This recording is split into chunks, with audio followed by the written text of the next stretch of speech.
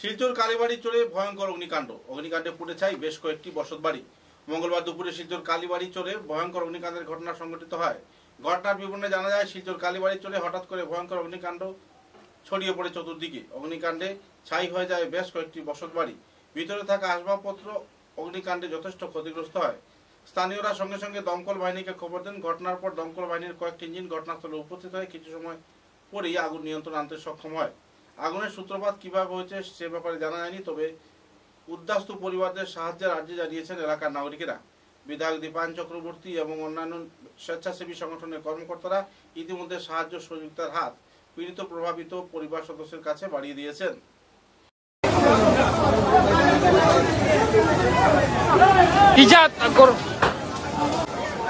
গরম লাগে রে ভাই।